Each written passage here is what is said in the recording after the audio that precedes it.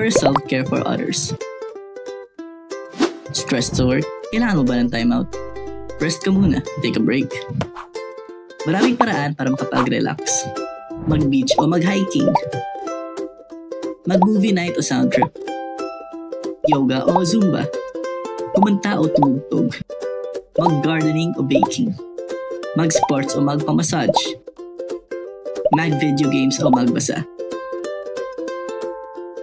The list goes on, mga ka-healthy pips. Ano man ang trip mo, mahalagang maglaan ng panahon para sa sarili. Mag-recharge, mag-recover. Follow us for more tips and updates. Simulan na ang 7 Healthy Habits. Paalala mula sa Department of Health, Bicol Center for Health Development. Dahil sa bagong Pilipinas, bawat buhay ay mahalaga.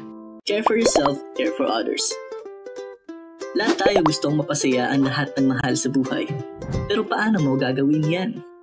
Kung ikaw mismo hindi masaya, ang stress at pagod ay naipapasa mo na sa iba. Subukan mong mag-jogging kaysa magbabad sa social media. Magbasa ng libro kaysa tumutok sa cellphone screens. Instead na makipagtalo sa comment section, i-explore mo ang beauty ng outside world para iwas stress. Kaya ibalanse mo na ang online at offline life. Nakaka-relax na, nakaka-healthy pa. Smile naman dyan. Follow us for more tips and updates. Simulan na ang 7 Healthy Habits. Paalala mula sa Department of Health, Bicol Center for Health Development. Dahil sa bagong Pilipinas, bawat buhay ay mahalaga. Care for yourself, care for others. Do you have a safe space? Tulad ng isang support group. Ang support group ay binubuo ng taong handang tumulong at sumuporta sa iyo. Hindi ka nilang hahayaang mapag-isa at makaramdam ng panghuhusga. Papayuhan ka nila based on their experiences. Hindi ka nila papayuhan na medical advice na wala namang basehan. Iyaengganyo ka nila para ma-improve ang coping skills mo. Ang pagkakaroon ng support group ay importanteng bahagi ng healthy lifestyle. Follow us for more tips and updates. Simulan na ang 7 Healthy Habits. Paalala mula sa Department of Health, Bicol Center for Health Development. Dahil sa bagong Pilipinas, bawat buhay ay mahalaga. Ay nagbabalik na may baon na mas maraming kaalaman para sa inyo. Alam niyo po ba ngayong buwan ng Oktubre ay sineselebrate at ino-observe po natin ang Mental Health Awareness Month. Yes po, Doc Monray. Kaya sa first episode ng ating 3rd season ay pag-uusapan natin kung paano tayo magiging mentally healthy. Kaya naman ako si Jelay, and today is another day, another opportunity to stay and be healthy. Tama ka dyan, Ma'am Jelay. Ako naman po si Doc Monray. Let us all be healthy dahil sa bagong Pilipinas, bawat buhay mahalaga. Kaya, BHW me, be healthy with me!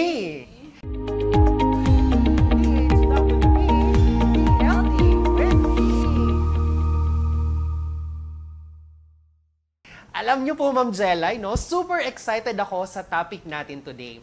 Bukod sa Season 3 at first episode natin ito, pag-uusapan natin kung ano ang mental health. Tama ka dyan, Doc Monray. Medyo matagal ang season break natin, Yes. no? Pero tayo ay nagbabalik para naman magbigay ulit ng kaalaman sa ating mga tagapanood. Yes. Shoutout nga pala sa mga ka-BHW natin na patuloy na nanonood sa ating show. At sa mga dating kasamahan natin sa show na ito, shoutout Sir Lear at Ma'am Noel. Yes, shout out sa kanilang lahat at isa sa mga kondisyon na maari po nating naranasan na ay ang ma-stress. No? Yes. So yes, lahat tayo nakakaranas niyan. At kung hindi po natin ito maaagapan, sabi po nila, yung stress ay maari pong humantong sa isang mental health disorder o sa isang mental health illness. Yes, at alam niyo po ba, batay daw sa datos ng World Health Organization, noong 2021, 71% daw ng mga tao sa buong mundo ang hindi nakakatanggap ng serbisyo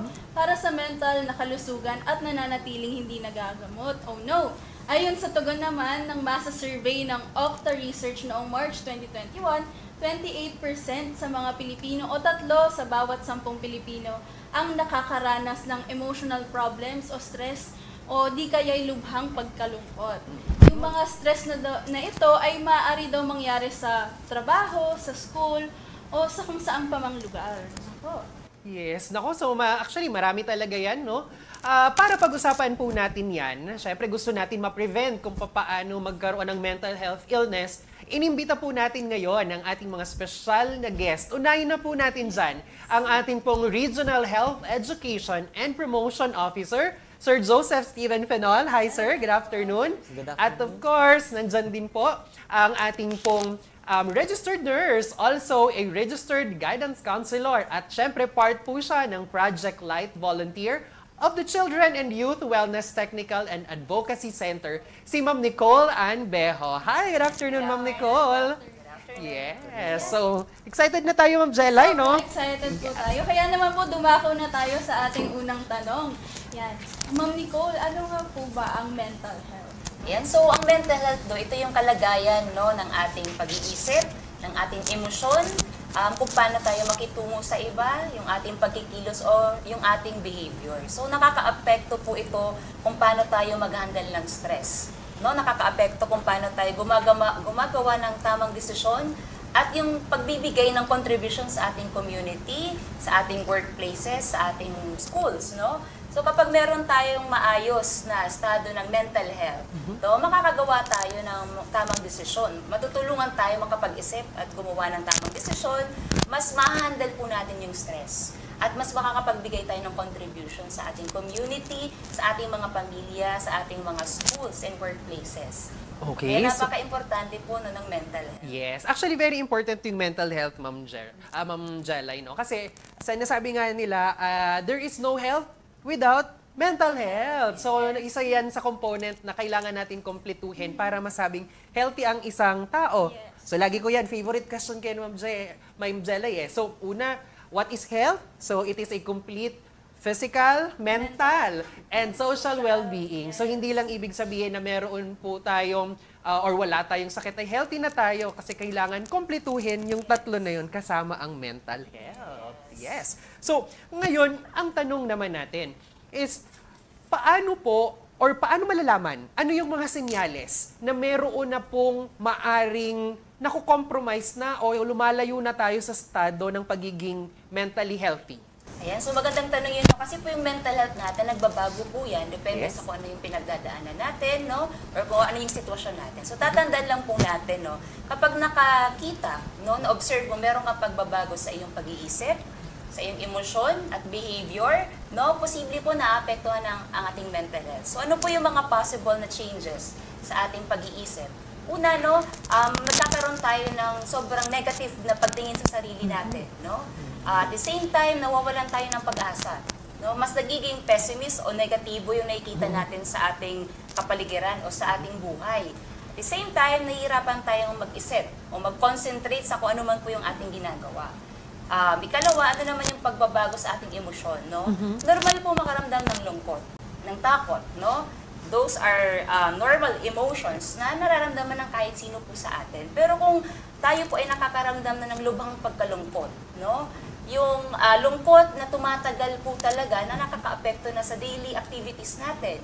Kapag tayo ay natatakot, yung sobrang takot na mararamdaman natin physically, may iba hindi nakakahinga, may iba po nanginginig, at madami pa manifestation sa ating katawan. So, at the same time, mapapansin natin, nagiging irritable. Yung sinasabi na, lalo na sa workplaces, yes, na bakit ang sungit na nitong taong to, ang irritable. Pala yun. So, naapektuhan yung ating emotion or yung ating mood. Yes. Pangatlo naman, pagbabago sa ating behavior. So, mapapansin po natin, ito, either sobra kang matulog o hindi ka makatulog. Another, either sobra kang kumain o hindi ka makakain. So, naapektuhan yung sleep and yung appetite natin. And very common po ito, nawawalan tayo o nawawalan po ng interest dun sa mga bagay na excited naman silang ginagawa. And lastly po, nag-isolate. Ibig sabihin, mas gusto na mapag-isa ng tao kapag sila ay nag-struggle mentally. So yun po yung ilan sa mga pagbabago na pag nakita natin, ito yung mga pagbabago sa akin. So posible po na mentally po naapektuhan yung ating yung mental health po natin. Okay. So, ang nakuha ko doon, Ma'am Jelay, ay maaari nating malaman na or isang sinyales na meron ng pagbabago or papunta na doon sa nawawala yung mental health siguro ay kapag may na-observe po tayong pagbabago. Yes. Pagbabago sa ugali, pagbabago daw po sa pakikitungo, di ba? Irritable. Naging irritable, yes. So, totoo yan. Kasi, yung kung tayo, no, dapat nakikita, na-observe natin yan sa sarili natin. Pero important yung na-mention ni Ma'am Nicole. Kasi, what if kakatrabaho natin, or kasama, or kakilala natin, ang laging clue daw dyan is, nagbago yung pagkakakilala mo sa kanya. Dati, jolly siya, very masayahin, tapos biglang, naku, bakit siya naging tahimik? Yung pagbabago. Dapat pala, talagang tinitingnan natin kung merong changes, maging sensitive tayo Yes, sa maging ganito. sensitive tayo sa changes. Yes. At sa usaping mental health nga naman, na sabi na natin na maraming senyales. Madalas karugtong nito yung usapin ng problema o Yes, stress. Ma'am Nicole, gusto po namin malaman kung ano naman po yung epekto ng mga problema o stress sa mental health ng isang tao. Yan. So ano yung nagiging epekto, no? Ano yung nararamdaman o nararanasan? Pwede nating masabi, ito ay negatively no, na apekto na. Because stress po actually, normal na merong stress. Kumbaga parte yan ng ating buhay. Yes. And actually, stress, meron din siyang good effect. Pero kapag matagal po na nakakaranas ng problema at stress sa isang tao, usually, tatandaan ulit natin, pwedeng mayroon pong pagbabago sa ating isip, sa ating emosyon at ating behavior. Pero idadagdag ko po, physically, ito very common. Kala mo, may sakit lang yung ulo mo, masakit lang yung batok mo, ang dami kang sakit na nararamdaman. Pero sign po pala yun na tayo ay meron pong stress, ay nakakaranas ng negative impact po ng stress. So, physically, may mga manifestation or symptoms po no, na mararanasan. At the same time, no, again, sa pag-iisip, nahihirapan tayong mag-concentrate. Kung kayo po ay nagtatrabaho, parang madami yung errors or lapses no, sa ating pagtatrabaho. Kung kayo po ay nag-aaral, mapapansin natin na bumababa yung ating performance sa school. No? At the same time, mas prefer natin na wag na lang makipag-usap sa iba. Sinasarili yung problema, iba-iba po yung ating coping mechanism. O paano tayo nagmamanage ng stress. So, ilan po yun sa mga epekto. At the same time, dito po, pag napansin natin, nagkakaroon ng problema sa ating relasyon sa, pwedeng sa love, kung meron kang love life, meron kang partner, relasyon sa katrabaho, relasyon sa ating kapamilya, no? Isa din po yun sa epekto dahil nga po naapektuhan yung ating pag-iisip, yung ating emosyon at ating pag-uugali. So may link talaga yung yes. So yung mga physical manifestation, yun yung mga senyales or mga symptoms na experience ng mga tao, lalo na kapag labis na yung stress level nila. Mga headache pala, pwede Yes. symptoms. At hindi lang headache, no. Minsan parang may kumukulo or pagkakaibang nararamdaman sa mga kalamnan. So those are manifestation ng stress na parang sinasabi ng katawan mo na kailangan meron ka nang gawin.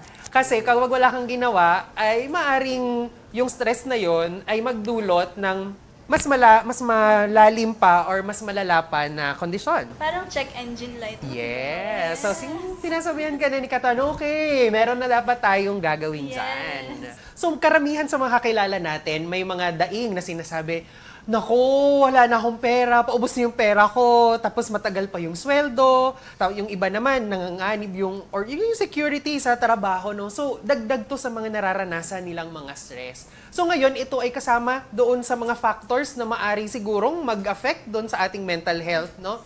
So, ngayon, ang katanungan po natin, ano naman po ang epekto? At syempre, ilinawin na rin natin, ano tong mga social determinants na ito at ano ang epekto nila sa mental health nating lahat? Magandang tanong yan, Doc Monry, no? So, ang mental health condition, hindi lang siya nangyayari dahil sa iisang factor lang. So, madaming factors ang nagko-contribute para ma-develop ang isang mental health condition. At kasama po dyan ang tinatawag natin na social determinants of health. So, ang social determinants of health, ito po ay kondisyon at kalagayan po sa ating lipunan na pwedeng makaapekto po sa kalusugan or sa kalusugan ng isipan po ng isang tao. So, ang example po nitong social determinants of health, for example, yung edukasyon, kapag maganda ang edukasyon ng isang tao, pwede siyang makakuha ng mga impormasyon kung paano niya mapagpapabuti yung kanyang kalusugan ng kaisipan. So, pangalawa, yung kahirapan. Isa din itong social determinants of health. So, ang kahirapan, pwede itong maging sanhi or pwede siyang maging reason kung bakit magkakaroon ng mental health condition ng isang individual. Pwede rin na pumasok sa social determinants of health itong tinatawag nating social security. So, kapag mayroong armed conflict sa isang lugar, pwede itong magsanhi ng pangamba sa isang tao at yun po ay pwedeng makaapekto sa kanyang mental health. So, madaming factors. Napakarami So, talaga to. basically, ang sinasabi natin, itong mga social determinants, ito yung mga factors o mga kondisyon na maaring makaapekto kung tayo ay magiging healthy or hindi. Pati pala yung estado sa buhay ng isang tao, yung security Yes. sa trabaho, So, sa komunidad. No? Correct. Kaya importante na magbigyan natin ng tamang edukasyon lahat. Kasi sabi nga ni Sir Steve, yung edukasyon, kung tayo ay informed, tayo ay naiintindihan natin kung ano yung mga kondisyon na ito, ano yung kalusugan, ano yung mga sakit.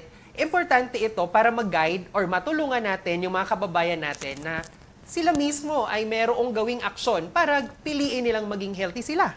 Yes. Yeah, so kasama yan sa social determinants to health At natin. parte ng edukasyon, no, Doc, yung kaalaman kung ano yung mga pwedeng gawin para mapanatili ang kanilang mental health. So, tanungin ulit natin si Sir Steve, ano ba yung mga maaari namin gawin para mapanatili yung mental health? Magandang tanong din yan. So, para mapanatili yung mental health natin, siguro isipin natin na yung pangangalaga sa katawan na ginagawa natin, nagsasabon tayo, nagtutoothbrush, dapat meron din tayong mga activities na ginagawa para mapangalagaan naman yung ating mental health. So sa atin, sa Department of Health, meron tayong tinatawag na 12S para sa Stress Management for Mental Health. So ito po ay mga pamamaraan para maiwasan po natin ma-develop ang isang mental health condition at mapanatili yung kalusugan ng ating isipan. So una is yung self-awareness. So importante na aware tayo sa ating sarili kasi kapag kilala natin yung ating sarili, mas makaka-adapt tayo sa kung ano man na life changes na mangyari sa ating buhay. So pangalawa, yung spirituality. So importante na we connect to something higher than us. So importante yung bagay na yun kasi when uncertain things happen, meron tayong kakapitan. So importante yung spirituality. Pangatlo, siguro common ito sa atin sa workplace. We schedule yung ating time. So time management. Importante yan kasi 8 hours lang yung ating trabaho and sana hindi na natin dalhin sa bahay yung dapat na ginagawa natin sa ating opisina. Kasi resting time na natin yun eh. Pahinga natin yan sa ating sarili.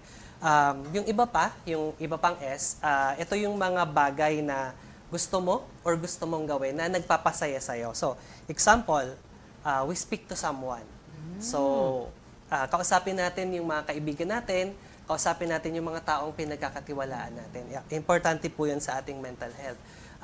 Siguro mahilig kayo sa kanta. Yung ating next na S is yung sounds and songs. So yung sound, pwedeng kayo yung mag-create. Ibig sabihin, kayo mismo yung magpi-play ng instrument or kaya naman yung songs.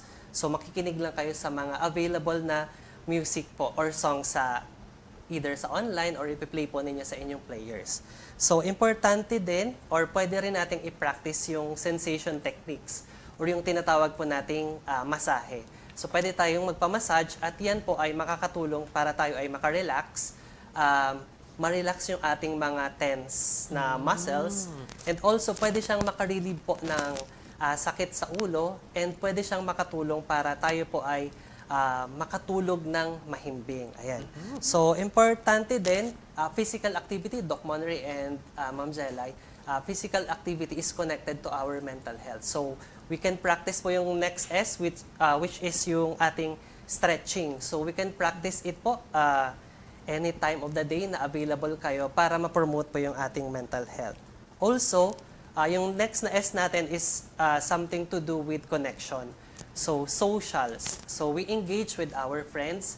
Makipag-usap po tayo sa mga kakilala natin at sa mga gusto nating kausapin para mag-share ng ating experience or gusto nating gawin yung mga ginagawa rin nila. Next na S is wag nating kalimutan na mag-smile. So, always smile po. Ma'am Nicole, ayan. Yes. Smile po tayo para yan din po ay nakaka-relieve ng ating stress po. So, next, siguro ito yung paborito ng ating mga kasamahan po na medyo ahead na sa atin, yung siesta. Opo. So, pwede tayong magkaroon ng rest time or yung tinatawag natin na power nap. Kahit konting minutes lang, para tayo po ay makapag-recharge. At kapag tayo po ay mayroong mga napagdaanang hindi magagandang experiences, pwede tayong mag-avail ng mga stress debriefing intervention or sessions na malapit po sa inyong lugar. And lastly, last na S natin is, kung kayo po ay mahilig sa mga sports, so pwede po tayong mag-engage sa sports. So yun po yung 12S na pwede nating sundin or i-practice para sa ating mental health. Ikaw, Doc, ano po yung S na lagi mong ginagawa? Ako, pinapractice ko lagi kapag ramdam ko na meron akong signs na, oops, yung stress, medyo nararamdaman ko na yung negative na effect niya. Una, sports. Yan, mahilig ako. Sporty ako, di ba, Ma'am Jelay? Yes. So, sinisigurado ko naisisingit natin yan sa schedule. So, yung first ko na S ay sports. Second siguro ay sleep. Meron bang sleep? Mahilig ako. Power nap. Yeah. So, nakaka-relieve kasi siya. Like, for example, nare-recharge ka ulit. And yung third ko siguro, kung pipili ako ng pangatlo, ano ba yung maganda doon? Smile. Yes, kasi totoo yan. Kahit nasi-stress ka na talaga, kapag nag-smile ka, yung brain mo, minsan naluloko niya yung sarili niya, na nagsisecrete siya ng mga happy hormones kapag tayo ay nagsasmile. So kahit malungkot ka na, minsan try mo pilitin sarili mo mag-smile. Yes. Tapos, sasaya ka na. Tapos lalo pag may Go sa nakakita way din talaga. sa'yo na nagsasmile din. So, minsan, nare-revert back nila sa'yo yung smile mo. So, nagiging happy yung environment eh. Yes. Ikaw? Paborito ko yung siesta. Yes, power nap talaga. Doc. Power Tsaka, nap. sa office, kapag talagang stress na yung mga tao, mahilig kasi kaming makinig sa music. Songs. Na kahit di na kami nag-uusap-usap, sabay na lang kaming nagja-jam. Wow. So, ang tanong, ano kaya naman doon sa 12S ang pinapractice ng ating mga tagapanood at tagapakinig? So, hopefully po, meron kayong pinapractice doon sa 12S na yon. At kung hindi nyo pa po yun alam o wala pa kayong pinapractice sa kahit ano man yon, siguraduhin nyo po na may alam kayo or alam nyo po kung alin yung mga options. Ito naman ay mga options, di ba? Yung sa 12S, pwede silang mamili. Pwedeng all of the above. Yes, gusto ko yung sinabi ni Sir Steve. Yung pipiliin ninyo is kung ano man yung nai-enjoy ninyo sa kahit alin man sa 12S. Kasi hindi natin pinipilit na, matulog ka. Hindi. Kung nai-enjoy mo yon at yun yung sa palagay mo ay nare-relieve ka sa stress, then go for it. Go. Go! Yes. Nga lang, minsan, kapag overwhelming talaga yung stress, no, itong mga 12S, syempre, effective sila up to a certain extent. Pero minsan, meron ding, kung mas matindi yung pinagdadaanan na problema, meron pa rin umahantong, no, sa nararamdaman na tuloy-tuloy na problema, sintomas, etc. Kapag ganito na po, na hindi na tayo on the preventive na side, meron na talagang tuloy-tuloy na sintomas, lagi na or labis na yung pagkalungkot, hindi na natutulog, or may difficulty na sa sleep, nagkaroon na rin ng problema sa yung dati okay siya sa trabaho, ngayon ay nako-compromise na or hindi na makapag-function ng maayos. Ano po yung maaari natin gawin dito, Ma'am Nicole? Ayan, so dadagdagan ko yung S, no, na sinabi ni Sir Steve Wow! kanina. No? Importante, no, alam natin anong gagawin natin kapag meron tayong proactive na activities o mga ginagawa para matulungan yung ating sarili. Ibig sabihin, i-empower natin yung ating sarili para maging okay ang ating mental health. Pero pag dumating po sa punto na apektuhan na yung ating daily functioning, no, kung paano ka matulog, makipagsalamuha, importante po that we seek support or professional help. So, madami po ito sa experience ko bilang isang counselor, madami po, very common po ito sa mga clients natin na merong mental health condition. Usually, magsisik ng support or help kapag grabe na yung condition. Isa sa rason doon dahil natatakot sila. Na sila po ay kumbaga ma-judge, no? Ma-reject. At the same time, natatakot sila malaman na mahina pala ako. Pero yung pag-seek ng support, paghingi ng tulong, lalo na po sa ating mga professional, no? Professional mental health na tao, ito po ay actually sign na tayo ay malakas. No? Ang paghingi ng tulong ay hindi po senyales na tayo ay mahina. Kaya importante na maagapan po na hindi na dumantong dun sa sitwasyon kung saan nagkakaroon na po tayo ng suicidal thoughts, no? Gusto na nating saktan yung ating mga sarili. Actually, hindi po kailangan magkaroon ka ng diagnosis para mag-seek ng professional help. Kung kayo po ay nakakaramdam at na-observe nyo po meron ng pagbabago sa inyong mental health o estado ng inyong mental health, mas mabuti na tayo ay humingi na ng tulong. No? Humingi ng tulong, pwedeng una sa ating mga kaibigan, no? Sa ating trusted na kaibigan o trusted adult. Pero we highly encourage na tayo ay mag-seek ng professional help, especially sa ating mga psychiatrists, psychologists, counselors, no? Even to our social workers, sa ating mga LGUs, meron po na mga tao na pwede pong tumulong sa atin. So, importante na wag na po natin papatagalin, we should seek support or seek professional help. Yes, so maganda yun, no? Dapat talaga magpapakonsult. Yes. Or at least, kung nandoon na sa portion na may nararamdaman na talaga, meron namang mga helpline. Maring tumawag sa mga numbers ng Department of Health. Meron din tayong mga clinics na nag-offer nitong services na to. Sa mga estudyante, meron namang mga guidance counselors na pwede nilang lapitan. Kung natatakot sila dito, ang ating mga rural health units, meron din tayong mga trained dyan na counselors or professionals to help us kung ano yung mga kailangan natin gawin. Yes, at gusto ko lang ulitin yung sinabi ni Ma'am Nicole, yung ang pag-seek ng tulong ay hindi senyales ng kahinaan. At ayan, kapag ang isang tao, ma'am, ay desidido ng Yes. humingi ng tulong, paano po nila malalaman kung saan sila dapat pumunta o kanino po ba dapat sila pumunta para sa paghingi ng tulong? Ayan. So again, yung nasabi natin kanina, mga senyales na mentally unhealthy or mentally unstable tayo, so pwede tayong again pumunta sa ating mga mental health professionals. Kasamang po dyan ang ating mga counselors, guidance counselors sa school, ating mga psychiatrists. So wag po mag-self-diagnose. Very common na ngayon, mag-google, mag-chat GPT, no? Importante po na pupunta tayo sa mga professional para malaman kung ano yung ating kondisyon at maibigay po yung tamang intervention, no, sa atin. At the same time, pwede din po pumunta sa mga social workers, and at the same time na-mention po ni Doc Monray na meron po mga trained na staff and personnel sa ating mga rural health unit kung saan pwede po tayong lumapit, no? So yun po, no. Yes, so actually tama po yun. Kung gusto niyo pong tumawag, meron tayo sa National Centers for Mental Health. Ito po ay 24/7 na hotline. At tawag lang po kayo sa 1553 para po kayo ay may makausap. Lalo na po kapag madaling araw. Alam mo yun, yung gusto mo anonymous lang. Kadalasan kasi mga lalaki, sabi nga ni ma'am, para sa kanila it's a sign of parang weakness, mahihiya. So gusto nila parang anonymous, yung mga call. So po pwede po yan at marami tayong pamamaraan para po ma-reach ninyo yung ating mga professionals para mabigyan kayo ng tamang intervention. No? Kasi pangit naman kung hindi pag nagkamali yung advice, baka maiba kasi yung mangyayari. So dapat doon po tayo sa mga trained na professionals. At yung pakikipag-usap sa mga trained na tao talaga, Yes. can go along with. Yes. So, namang nakakatulong. Hindi naman kasi lahat ng, in the first place, yung mental health is sakit. Diba? So, alam mo yun, kapag naglalagnat ka, anong ginagawa mo, Ma'am Jelay? Nagpapahinga. May gamot. Yes, umiinom ka ng gamot. Ganon din sa mental health dahil isa po siyang illness or sakit.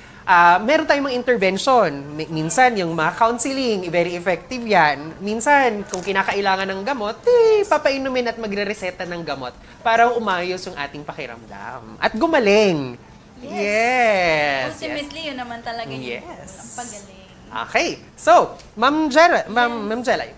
Ayan, Doc, ang dami po nating natutunan tungkol sa mental health. Ano yung mga dapat gawin, ano yung mga senyales na talagang dapat inaabangan natin at dapat maging sensitibo tayo dito. At dahil dyan, pag-uusapan naman po natin sa ating pagbabalik yung mga services naman na available sa atin, Doc? Yes. At syempre pag-uusapan din natin dyan yung mga paboritong segment ko sa show na to, yung mga tanong ng ating po mga kababayan, no? So, we will answer questions from the live or yung mga sined sa atin na PM. At mamaya yan sa second part ng ating pong show. Yes, kaya dyan lang kayo at magbabalik ang aming show. Magbabalik ang BHW Me, Be Healthy with Me! Huwag nang antayin pang magkasakit. Kumonsulta sa inyong primary care providers. Regular na magpa-check up sa inyong primary care providers upang malaman ang estado ng iyong kalusugan at kung paano ito mas mapapangalagaan. Ang ating mga health professionals ay handang magserbisyo para sa inyo. Alamin kung saan makakuha ng libre at dekalidad na serbisyong pangkalusugan. Kumonsulta sa inyong primary care providers.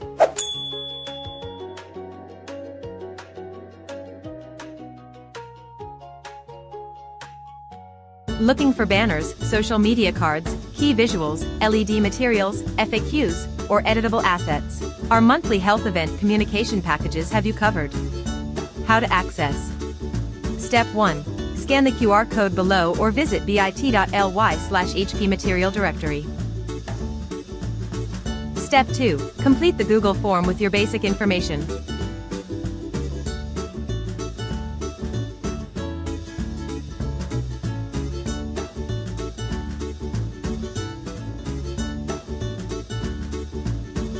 Step 3. After submission, click the blue Click Me link to access over 50 customizable slides in our material directory. For further inquiries, reach us via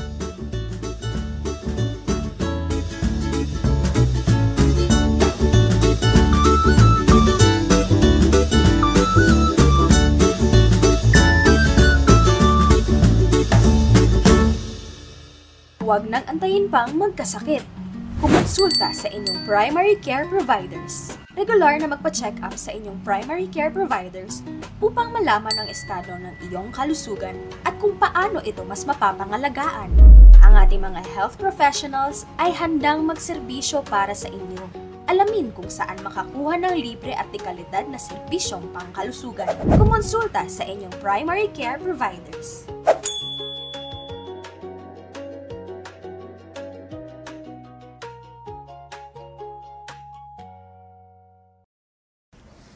At nagbabalik po tayo dito sa ating BHW Me, Be Healthy with Me. At dito tayo sa second part ng ating segment, no? So, basically dito sasagutin po natin yung mga tanong ng ating mga kababayan, lalo na yung ating mga BHWs. Yes, So, papasadahan po natin, Doc, yung mga tanong na galing sa ating BHWs. Ano? Unang tanong po, ayon sa ating mga BHWs, para kay Sir Steve or kay Ma'am Nicole. Paano po ba ang tamang pagkausap sa taong nagsabing meron siyang dinadalang problema? Yan. So, kapag ang isang tao lumapit po sa atin, no, at nagsabi na ako'y nahihirapan, ako'y may pinagdadaan at hindi ko na kaya, no, importante po na tayo ay ipaparamdam natin sa tao na nandyan tayo para makinig. No? Very important po na more than giving an unsolicited advice, importante po yung presensya natin. Maparamdam natin sa ating kaibigan or kung sino man po yung tao na lumalapit sa atin na naandyan tayo, hindi siya nag-iisa, naandyan ka para makinig at magbigay ng suporta. Pangalawa, no, pwede nating tanungin, ano ba yung pwede kong maibigay na tulong? No? Kasi usually, ang mga tao na may pinagdadaanan, kailangan lang ng makikinig or pwede naman kailangan ng tulong in other ways. So, at least no, sa ganung paraan, malalaman natin in what ways we can help the person. No? Pangatlo, na-mention din natin to na very important yung seeking help. Importante na maingganyo natin yung tao na mag-seek ng professional help. Dahil as much as gusto natin i-rescue o i-save yung tao sa kanyang problema, kailangan niya nang makareceive ng professional help o tamang intervention. So, inganyohin at encourage natin siya na mag-seek ng professional help. And magbigay ng impormasyon saan siya pwedeng humingi ng tulong. Sino yung pwede niyang lapitan, no? And lastly, iparamdam natin sa tao na naandyan ka lang, no? Yung genuine po na care, maparamdam na kung kailangan niya ng makakausap or kailangan niya ng may makikinig sa kanya, naandyan ka para makinig. But at the same time, as much as we would like to help, wag din po tayo magbibigay ng false assurance na sige, gagawin ko yan ng paraan, ako yung gagawa ng solusyon sa inyong problema. Tatandaan natin ang inyong presensya, maparamdam mo na ikaw ay nakikinig, na validate po natin yung nararamdaman ng tao. At important din na ma-encourage natin siya na mag-seek ng help, support or professional help. Malaking bagay po yun, no? Para malampasan ng tao kung ano man yung problema o stress na pinagdadaanan niya. Yes. So, Ma'am Jelay, nakuha ko doon noong una, makinig ka. Yes. So, very important yun sa mga may pinagdadaanan. Kasi minsan, gusto lang nilang mailabas kung ano yung nararamdaman nila, yung saloobin nila, ano yung mga naisip nila. Ang kailangan lang nila, minsan kahit alam lang nila nakikinig ka, nare-relieve na sila ng stress or ng tension. No? So, isa din sa nakuha ko kay Ma'am Nicole is iparamdam mo lang na nandyan ka, present ka, at nakikinig ka sa kanila.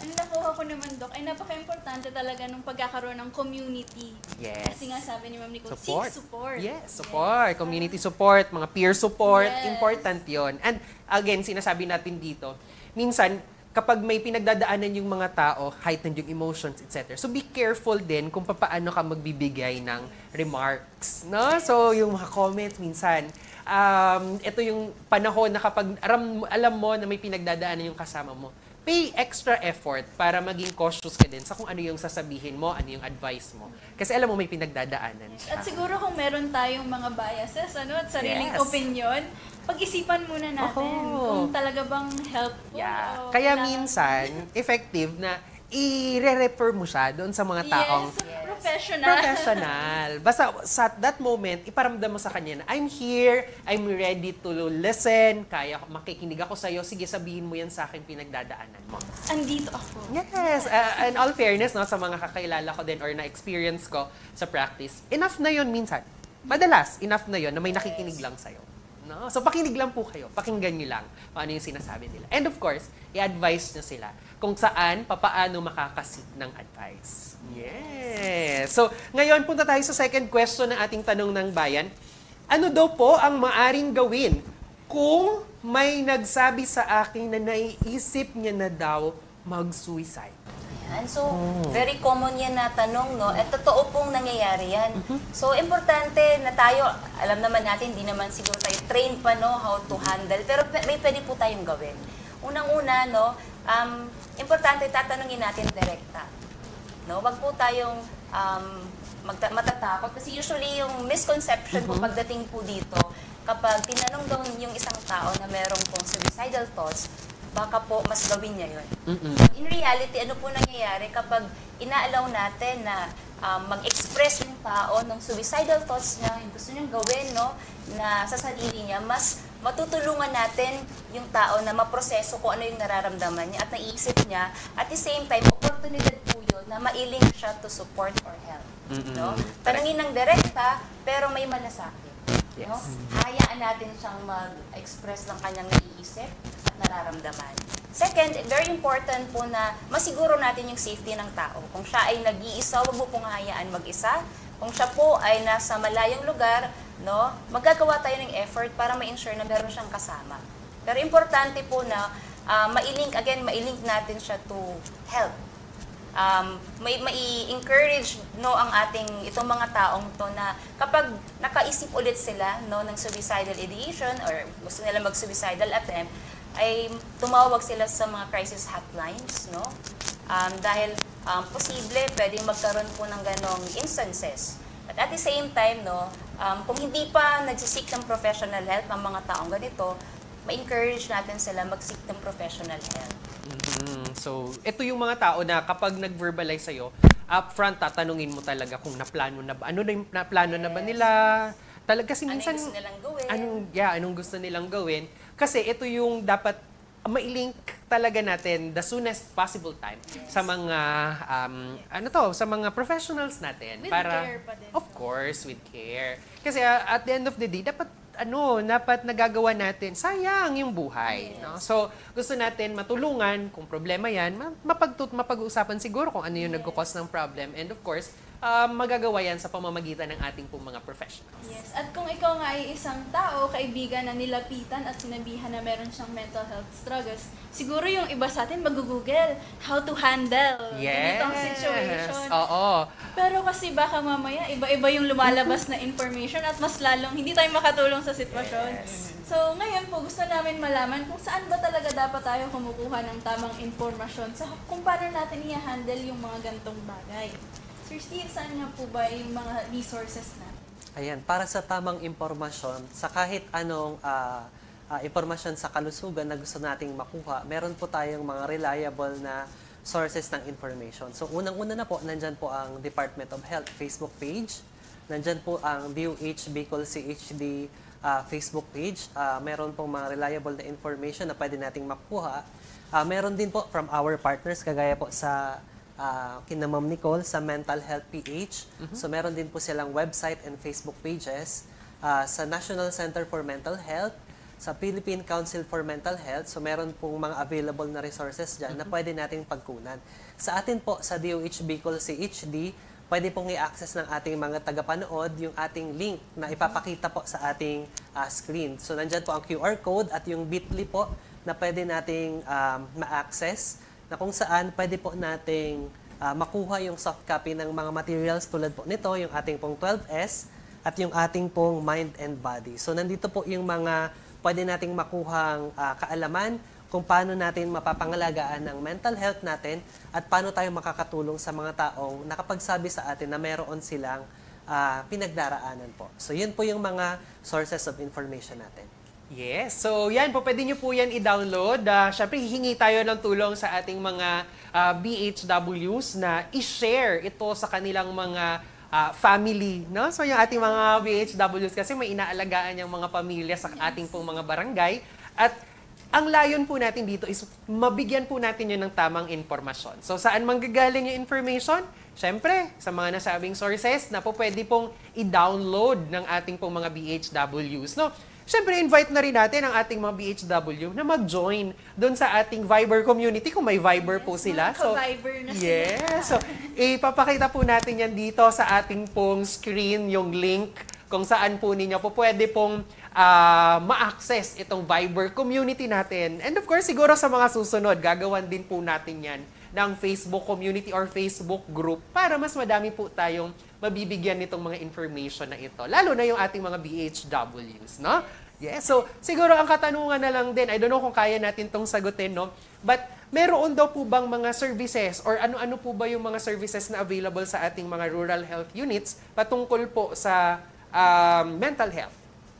Sir Steve, kaya pa natin? Yes. So, bukod sa health education and health counseling, correct? Meron din kasi daw tayong mga libreng gamot. No? So, ang dami nating mga gamot na po pwedeng ma-avail for free.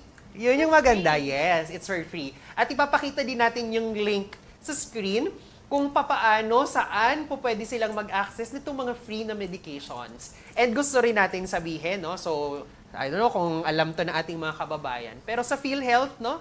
Yung ating pong PhilHealth, again, kapamilya natin yan dito sa Department of Health, meron din tayong mga package na po pwedeng i-avail ang ating mga kababayan para maging healthy sila. Hindi lang sa physical, pero kasabay na yung mental health. No? So, ma-access nyo po yung iba't ibang services na yan. Ilalagay din natin yan sa resources natin para sila din po mismo ay may mabasa. Ano ba yung mga services na makukuhang libre? At saan ito ma-access? So, ibibigay natin yan lahat dito sa ating mga resources na flash natin sa screen. At ulit, tandaan natin, libre po itong mga serbisyong ito at available sila sa inyo. Yes. So, ano pa? Oo, kailangan na lang talaga natin siguro minsan ng awareness. Yes. Kasi kadalasan ng mga kakilala ko, Ma'am Jelay, may nararamdaman silang symptoms, pero dinideny nila na may nararamdaman silang sintomas. Hindi, okay lang ako. Yes. So, dapat ang una siguro is ipaalala natin sa kanila na itong mga symptoms na to ay ginagawa ng katawan natin. Kasi gusto ng katawan natin na may warning. Oh, may gawin ka na dapat. Pinapaalalahanan tayo na kailangan mo nang may gawin, i-recognize dapat natin yung sintomas na yan. Tama. Yes, di ba, Ma'am Jelay? So, yun yung pinagsisimula ng bakit tayo nagbibigay ng mga health information, health education, bakit tayo nagbigay ng napakaraming QR code, pati mga link, para mabigyan natin ng sapat na edukasyon, awareness, at hopefully, gumawa ng tamang aksyon ang ating mga kababayan para gawin nilang healthy ang sarili nila. At tandaan din siguro nila, Doc, na hindi po kayo nag-iisa. Yes, hindi talaga nag-iisa. Nandito si DOH. Yes, DOH. Nandyan si PhilHealth. Nandyan ang ating mga partners. Napakadami po ng network na gustong tumulong, may ginagawang tulong at patuloy na tutulong para sa ating mga kababayan, lalo na sa usapin ng mental health. At lagi lang po kaming andito para sa inyo. Yes, at dahil dyan, siksik, liglig. At umaapaw na naman ang mga napag-usapan natin ngayon. Ang dami nakaalaman at hopefully nakatulong po ito sa ating mga BHWs. So PM lang po tayo or comment sa baba, sa comment section mga ka-BHW. At susubukan po namin sagutin yung mga katanungan ninyo. Yes, so syempre hindi dyan nagtatapos yung ating pong usapan. Pwede po namin nyo kaming ma-reach sa ating pong Facebook. Mag-comment po kayo or sa episode po na ito. Kung may mga kailangan pa po kayong impormasyon, i-comment nyo po yan sa baba. At eventually, sasagutin po natin yan. Maaring makita nyo yung kasagutan sa Viber, maaring makita nyo yung kasagutan doon sa ating Facebook. Basta sasagutin po natin yan. At syempre, pinapaalalahanan po natin ang lahat.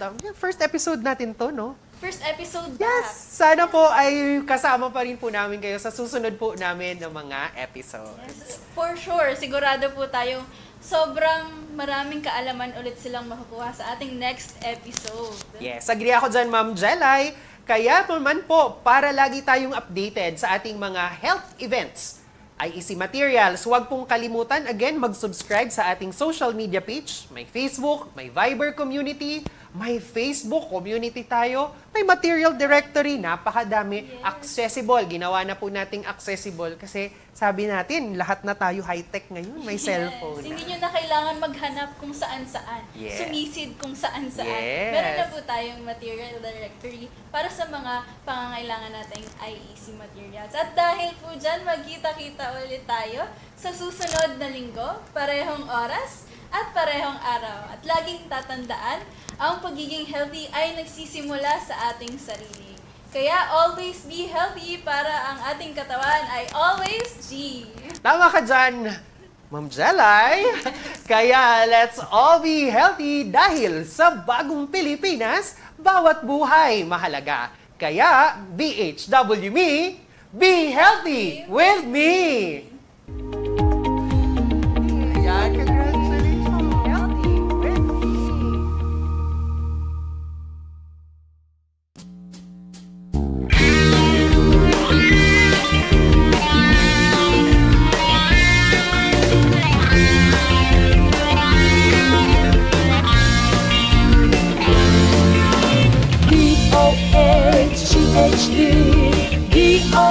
DOHCHD, Servisyo Salud Kono.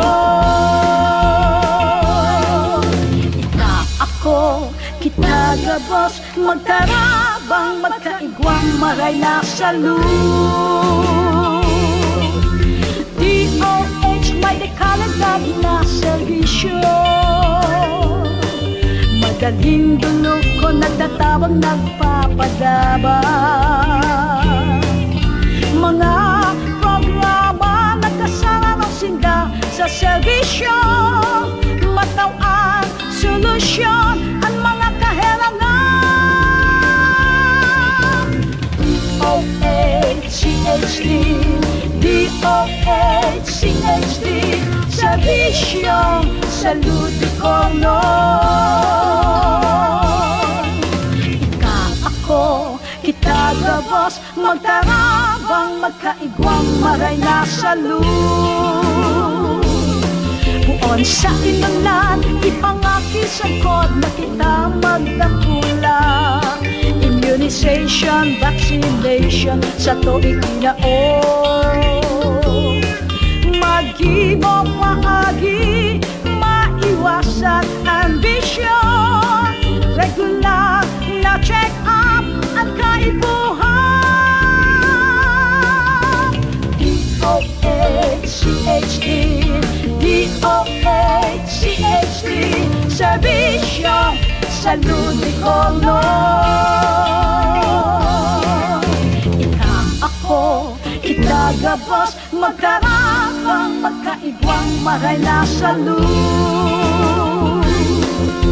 Balanseng magkaon tamang katurog, ehersisyo magsumba, magpabibi magtimbang, dapat kita magmano magpartisipa. Ano man sa tindang relihiyon, katinda sa buhay, mga pagiramdam na